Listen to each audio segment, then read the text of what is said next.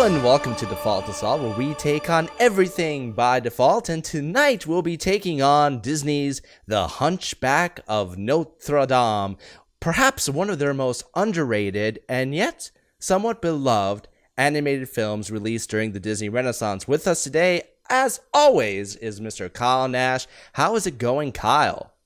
I'll tell you what, Demos, I am ready to drop the thunder and bring loose some hellfire here on the steps of Notre Dame. I only have one response to that. Hell yeah. And so the reason we're talking about this tonight is that Kyle finally saw The Hunchback of Notre Dame, and I just could not resist talking about it. I had a burning desire, you could say, to talk about it. I'm going to start off the bat and just say I saw this film in 96 in theaters when it was released. I had mixed opinions of it. There are moments where I absolutely loved it. And it's one of the few Disney films that to this day, there are certain scenes that still give me chills watching it. But my opinion of it has changed or matured somewhat over time. I'm interested in your opinion. You just saw this now as an adult. What are your takeaways from The Hunchback of Notre Dame? Listen, without hesitation, easily the darkest movie of Disney canon, and it's not bleeding close. Listen, you might get a few scary moments. You know, my daughter at the time being first introduced to Ursula inside of a Disney attraction. It got a little dark, and she didn't know exactly what to think when she saw the electric eels, and you see the giant chick with the tentacles and all this other stuff. But at least there's a fantastic element to her, and you're going to have to remind me the guy's name, but like there's literally a giant winged demon from Fantasia that's in the Disney canon too. Chernabog. Yeah, Chernabog, right, thank you. Literally a giant winged demon. There's Maleficent. There's Jafar as a giant bleeding cobra. There's a lot of very scary images. But the reason why Judge Claude Frollo beats the hell out of all of them is at the end of the day, none of them can happen. Judge Claude Frollo is very real. Like, this is the realest mother beep up in here. There is no Higgidus to this motherfucker. That's what I'm trying to tell you right now, Demosthenes. Okay? There is no Higgidus Ficcidus. This guy, bro, Hans Gruber would take lessons from Judge Claude Frollo. That's what I'm trying to tell you right now. Do you understand the level of notorious that's in play here? Well, they both have a similar downfall, literally. I was hoping you were going to catch that by default. Boom. Default. Very well done, sir. It's funny that you should compare him, Frollo, to the Chernabog. The ending of Fantasia, and this is the Night on Bald Mountain sequence of Fantasia, is in it and by itself the darkest, most haunting piece of animation through Walt's lifetime, at the very least. It is apt to compare the two because of the religious undertones. But you're right, that has a more of a fantastic element, depending on your faith.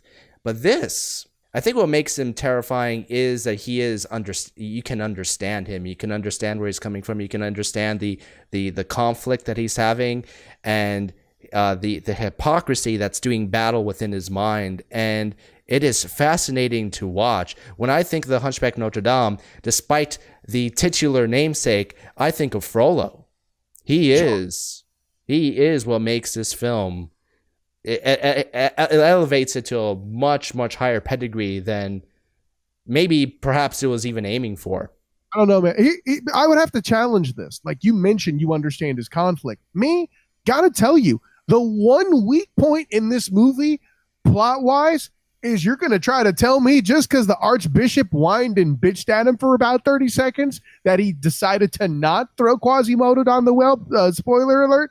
Look, nah, that's the one hole in this damn plot. Is you're going to try to tell me they found a way to put enough pressure on Judge Claude Frollo to not throw this bitch down the well? There is no way. And without that, by the way, we don't have a movie, granted, because he's not, we can't really see him as somebody who's conflicted as being good. Sure, he might think he's good, and maybe that's really honestly the key. You're touching on a setup issue, and it's one that I agree. It is that initial setup does touch upon one of the weaker elements of the film, and it also signifies the detriment of the biggest change from Victor Hugo's novel, which I even as a 13-year-old, funny enough, I actually read the goddamn book before I saw the movie. Didn't quite understand it the way I understand it now, and holy shit.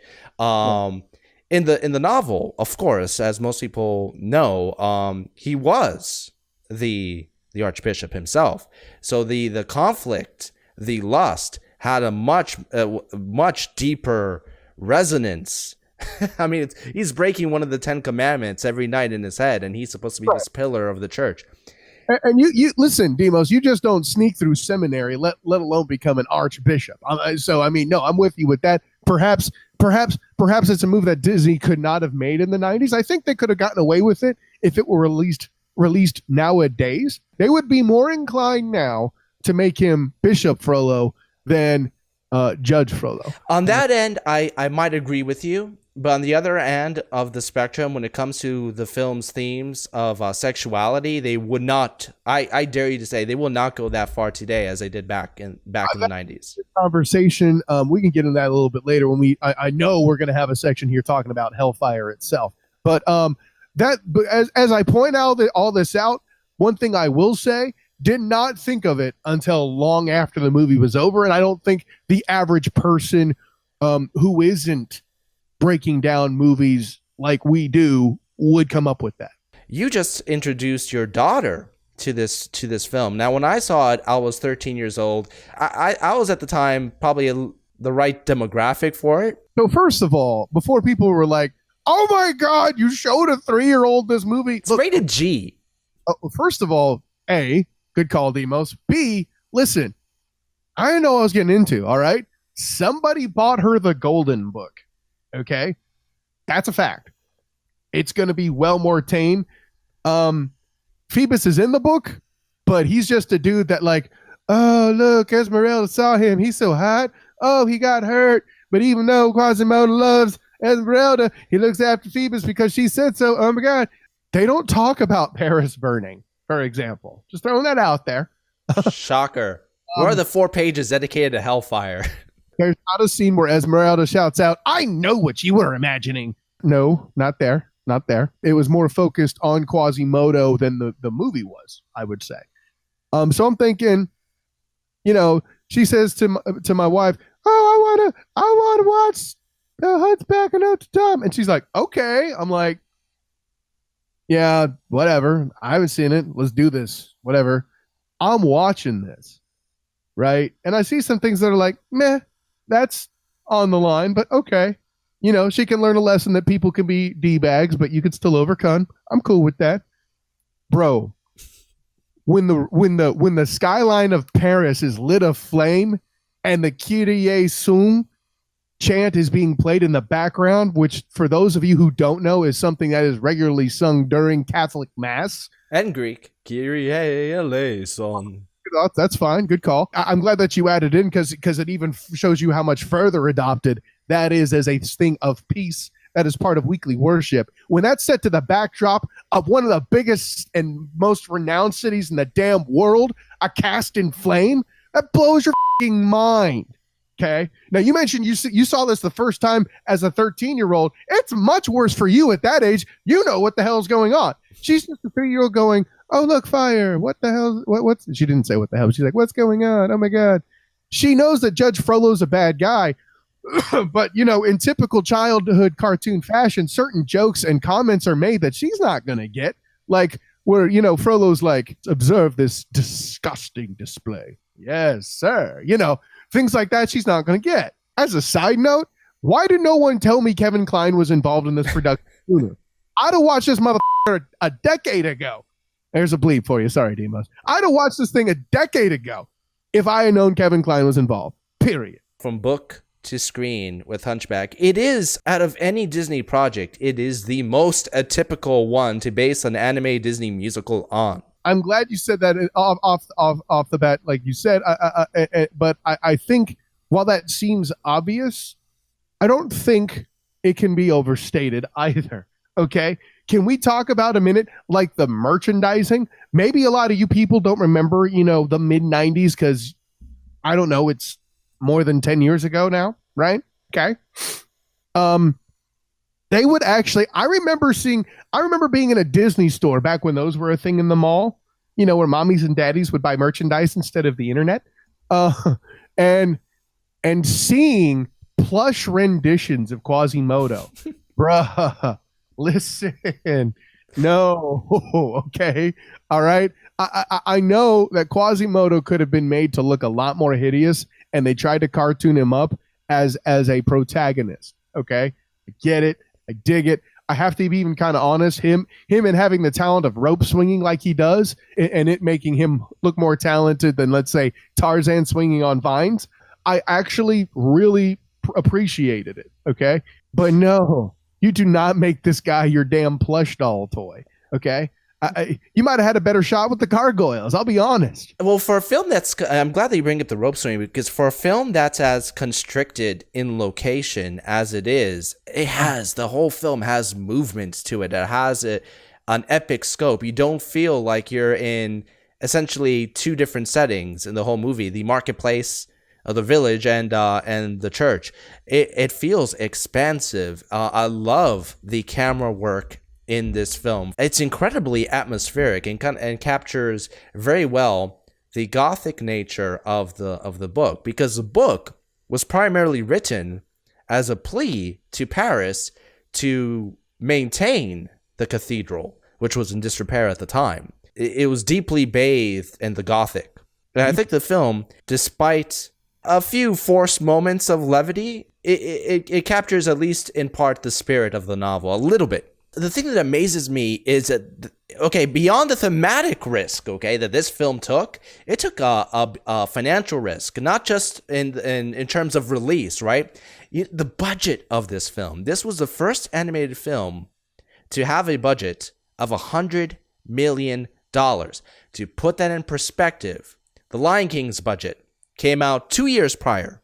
Lion King, $45 million budget. Pocahontas, $55 million budget. This film had almost double the budget of the previous film. Now you follow The Lion King with Pocahontas, and Pocahontas made about 346. So it's already making about a third of what The Lion King did. Hunchback, just a little under Pocahontas. It still made about $325-ish million.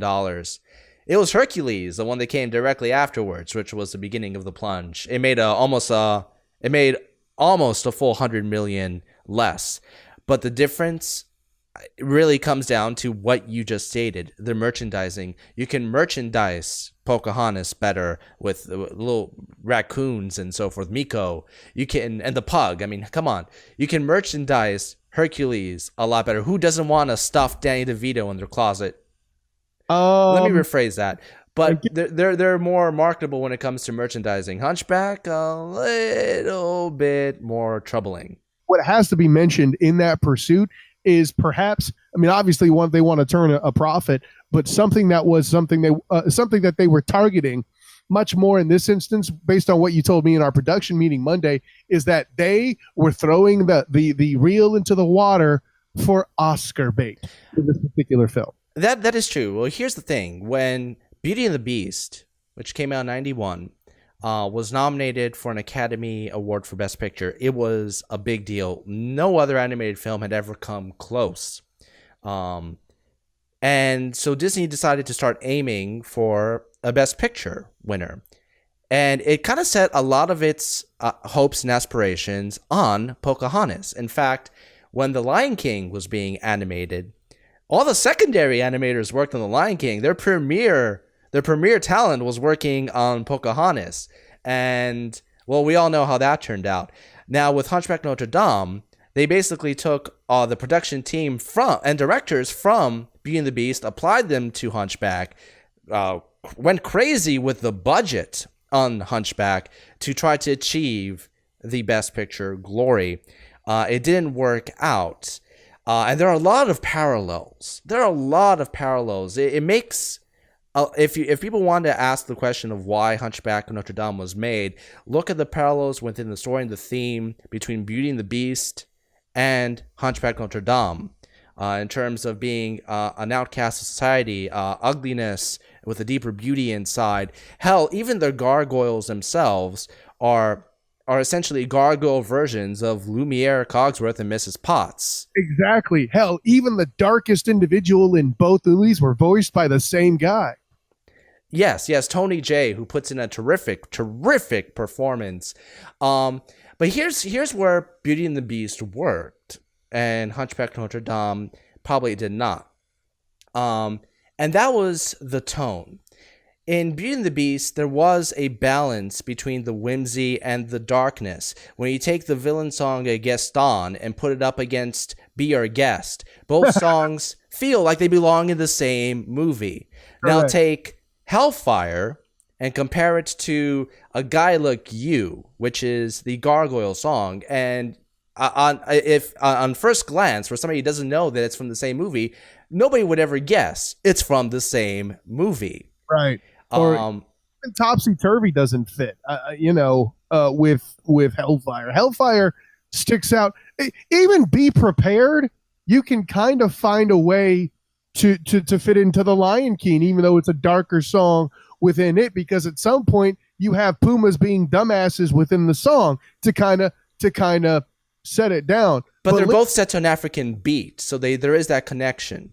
Also correct. Yes, thank you, Demos. That's a great point by you. I hadn't thought of that either. But the punchline is, at no point is there a silhouette in fire of a chick burning. No, doesn't happen. That's the problem with it, with the Hunchback of Notre Dame, is there is, at the core of this film, there is a dark, gothic, brilliant tale trying to get out. And there are moments where it does escape, and the potential brilliance of this film comes through. And I can cite what you said, the sanctuary, the dark blacks and reds of the ending of the film. I think more so the opening of the film with the chorus, the bells Notre Dame, the entire number, Hellfire. There are, and sometimes even in Beauty, between God Help the Outcasts, or even the song Out There, which does fit in more thematically with the rest of the film. But it is offset by a lot of juvenile sequences which feel like they're forced in to say, just to kind of pacify the film. So it feels there are a lot of turns that this film takes that are very jarring in tone and keep the film. When I first left the film, the first word that popped in my head was limited. I felt like the film was constricted. It had to be, though, and that's the biggest problem with it. I think we've cited the paradox time and again, and it cannot be overstated. Listen, if you do not have these gargoyles acting a fool, if you do not have Jason Alexander, frankly, doing a great job, I love Jason Alexander. You got to give it to him. Yeah. Well, even who is it? It's Victor Hugo and Laverne. Laverne, thank you. All three gargoyles are good in their own right. Victor is kind of boring because it's his job to be the straight man, and that's the Cogsworth. Okay, thank you, perfectly done. And the punchline to all that being, ironically stated, they're there to keep the kids interested. Okay, the Hunchback of Notre Dame is not going to entertain kids. Of course, that's what I said, and then my 3-year-old was all interested in it. What the hell do I know? I will give it credit. The gargoyles work better in this film, contextually speaking. They work better in this film than Miko, Flit, and Percy did in Pocahontas, because at least the gargoyles, they serve the plot to get Quasimodo to open up a little bit more about himself. Right. Even the director stated that they believe that they were all in his mind. Now, there are a couple moments in the film where that's put in question, but regardless, the song A Guy Like You, beyond the fact that it feels alien to the music of the rest of the film, is badly placed in the film itself. But where else are you going to put it? Hellfire, in all its greatness and awesome, and the darkest damn thing that Disney has ever produced in the canon, song-wise, it in fact is the problem. Hear me out. How Do you go from that and then put the movie back where it's, oh, by the way, we're a Disney film again. Okay, now that all that happened, let's try to move the plot and have you kind of ignore just what just went down. Of course, it's an awkward transition from that point. Well, I mean, that's the problem. Okay, if you look at this is my point. If you look at the happy-go-lucky Disney songs of its ilk, right. Okay, and take a look at where they're positioned in their respective films. Okay, let's take a look at Can't Wait to Be King, or Friend Like Me, or Under the Sea. They're usually towards the end of the first act. They're in the early part of the film. This... I see where you're going. Yeah, this is... A guy like you is put in the place of the love song in most of these films. It's put in the place where a whole new world would take place, or Can You Feel the Love Tonight? It's jarring, because the song that immediately follows Hellfire is this song. It is. And right. And to your point, actually... I Can't Wait to Be King, Friend Like Me, happens earlier than the darkest stuff in those movies. Mm-hmm. Mustafa's not dead yet for I Can't Wait to Be King. And there's been enough transition to where Hakuna Matata is distant enough from that notorious scene. Listen, Scar's dark, he's not as dark as Frollo. At me all you want, you're wrong. Deal with it. Well, Hakuna Matata was also much more vital to the plot. Yeah. Also agreed. Absolutely. And that's the point I was going to make. You just did it better. We'll leave it at that. That's what I do, man. Sometimes. Thanks, asshole. Anyway, back to this rated G Disney film. Yeah, exactly. And listen, the censors see Hellfire and like, dear Christ, what just happened? This thing's going to be a hard R like that. Oh, look, the bell ringer rings the bell. Woo! Even the Disney people I was reading were surprised that this got away with a G. I think one of the few things that they made a big point about fixing to ensure the G was to make sure that Esmeralda, she looked, in the first draft, I believe, she looked a little too nude in the fireplace. So they defined her clothing on her in the fireplace, which is odd because I get why they did that, but Fantasia did fire girls before, but... Oh, okay, yeah. It wasn't as erect as... I mean, I'm lusting for this flame girl. It wasn't as erect? Oh my God. Direct, son of a... Well, the fires are burning. I have to interject that... Frollo following Hellfire with I had a little trouble with the fireplace was one of the wittiest lines I've ever seen in a Disney film. It was the perfect way to put a bit of a smile on your face following that intense scene. But in a smart way. Oh, I'm sure you did, mother.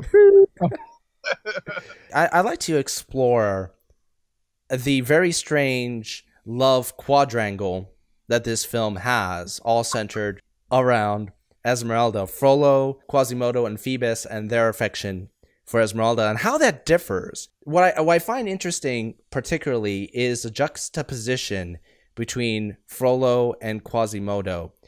I think that some of the most powerful moments in this film are two moments where the prelude to Out There, the duet between Quasimodo and Frollo, followed by the song. And then Heaven's Light preceding Hellfire, which is basically about both of their views of the character of Esmeralda. Hell yes. And they're both comparative views. Quasimodo viewing her as an angel. Frollo viewing her as the witch who has pretty much put the spell of lust on him. And it's deeper than that, but I'm just summing it up here. A pawn of the devil, yeah, based with that, man. And then Phoebus viewing her as a woman. What? Exactly. Listen, and it doesn't get better for me than Phoebus and his introduction to Esmeralda. Is this an interrogation? No, it's an introduction. That whole exchange, I would argue, might be among the best by Esmeralda and Phoebus each, simply because it was the most, what's his word?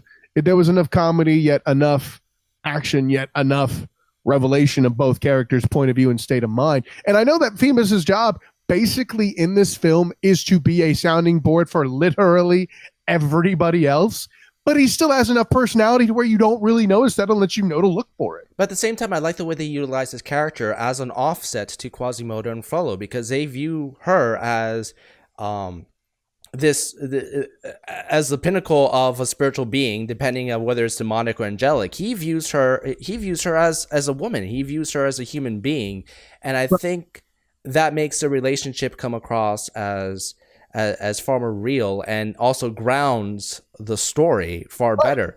He could have been just as a handsome soldier that she falls in love with just to create the drama, but they actually develop him pretty well, and he's not an idiot. No, absolutely, and that's the point, though. He is the control. Mm-hmm. The control is the best way I can put it in the film, right? Okay, just so you know how extreme the extremes are, here's somebody who's got a little bit more right, or not right, but a little bit more even keeled, right? Really, when it comes down to it, my biggest issue with Hunchback is what I said before. When I come out of it, I feel like it's a bit of a missed opportunity. I really would have liked it better, and this is personal, I understand why they didn't do it, but if it committed a little harder, Disney actually had the balls to make this. They probably would never have done it, but they actually committed to making this an animated film for adults. It's a mature story. At its core, it's a mature story that is hurt by some of the immaturity that they sprinkle out to make it safer for the kids. I'm saying get rid of that and actually make a serious, completely mature film for adults. Right. But here's the thing. That's, first of all, you say that like it's simple, and it's not. Oh, I realize it's not simple. I realize there's no marketability. I'm taking away business and marketability out of that concept. I'm just saying what I would have liked to see of this film. I fully understand why it didn't happen, but listen, it still raises the point when you leave it and you've experienced it and you see those bursts of passion that comes out in certain scenes of this movie. You can tell that there's something lurking behind this movie that just wants to get out, and you kind of wish that it did more often. Okay, well, listen, I'd love Scarlett Johansson to come and reenact some of the, or give me a dramatic rendition of some of the stuff you don't see on film between Phoebus and Esmeralda. I'm okay. I'd love that to happen too. Unfortunately, it's not the real world. You find out why he's really called some god. No, in order to make that happen, the only thing I could think that Disney could have done is spun off a separate studio and have them branded separately, apart from Disney as much as possible to pull that off, right? Kind of like, let's say, a Pleasure Island for an adult-themed entertainment spot with nightclubs and jazz, away from the parks. If they were released as a Touchstone film in the same way they released Nightmare Before Christmas as a Touchstone film. So after all of that, Kyle, I have to ask the question, which we ask on the show at least once a month, is The Hunchback of Notre Dame, would you consider it required viewing? Yes, but let me tell you why. Okay, I'm not going to go foundational argument. I'm not going with any of that. You have to wonder what it looks like when Disney executes a successful dark production. Okay, I know they tried to do it with Black Cauldron, and it didn't go according to plan. One could argue they were still dabbling. All right, cool with that. No problem. That wasn't dark in theme, though. That was also correct. Yeah. But somebody managed to find a way to sneak in Bizarro Disney, and it works. And everybody should experience storytelling in some character, whether it's by way of Gustavo Fring or Omar in The Wire though I think he's imperfect in other ways. He's more of a Robin Hood than a villain, but that's another concept. A Stringer Bell in The Wire, some perfect villain, and Claude Frollo is that guy. Period. Name me a better villain than Gustavo Fring from Breaking Bad and Claude Frollo. You can't do it. Gustavo Fring executed a butt ton of philanthropy. You know, at the end of the day, he was a businessman. Oh, but you crossed him. Well, I don't want to compare Frollo to him because I think they're two different types of villains. Yes, they do share a sense of nobility, but you don't see as much of the inner struggle and conflict that Frollo has with that particular villain. That is, they're on two different journeys. Well, of course they are. Of course. But back to that, I'm actually interested in the fact that you said required viewing, because here's something that is rarely, I at least I think it's rare, that's going to happen, where we both we talk about a Disney film, a Disney animated film, a Disney Renaissance film, where you say it's required viewing, and I'm going to say no. Oh, okay, go. It's recommended. I would recommend it. The Hellfire sequence alone is required viewing. If you're going to talk about the greatest Disney villain songs of all time, Be Prepared. Hellfire is where it's at. It's Be Prepared on steroids. It's Be Prepared. It's basically Be Prepared with a Nazi march happening throughout the whole thing, and there are demons in it. That's what Hellfire is. It is. It's a terrific sequence, and it's a sequence like I said before. It is symbolic of those moments where the maturity of this film and its dark core and its potential really peak through. This sequence is exemplar of that. However, it is flawed. Its second act is structured poorly, in my opinion. It feels like there's a greater movie trying to escape from the confines of a children's film. And whether it's that film's fault or not, you see that there. And the only way, let me ask you this, is the only way that could have been solved is if they released it. I know it would have been impossible, but follow me. If they released it through Touchstone and did it the way you inspired and they hit, that's the only way you could have gotten a required reading out of it. I mean, that's a possibility if they actually committed to it. Here's the thing, I'm starting to understand you. It's the balance. It's like what I said before with Beauty and the Beast. Beauty and the Beast touches on some very dark moments. I mean, the entire beginning of that film. The whole village is shouting, "Kill the beast!" Are you kidding me? Kill the beast? But the entire beginning of the film, the thing about that fascinates me about the beginning of Beauty and the Beast is the way that the beast comes across is almost more villainous and scary than many of the Disney villains of themselves. So it gets to its dark point, but at the same time, it brilliantly balances off those dark moments with those moments of whimsy, with those magical moments. The enchanted characters, Lumiere, Cogsworth, and so forth, they're not just there for comedic purposes and to offset the children's. They actually serve a vital importance to the plot. Everything is far more balanced, and it's an overall well-told story. It's not like right before Kill the Beast, they're singing the happiest song in the goddamn film. No, actually, that's Apothecary appears and starts to bring things toward dark, and we climax to Kill the Beast. You're right. There is greatness behind this film. There is power behind this film. And like I said, there are moments that I get chills watching it. And that's something that I can't say for many films. But it's still not, oh man. But it just misses that mark. It pains me to say it's one of my favorite Disney films. I think it's one of the most, if not the most underrated Disney film. But required viewing, I'm not quite there. What did you guys think of The Hunchback of Notre Dame? Do you guys think it's as underrated as we do? Or do you agree with Kyle that it is by far required viewing?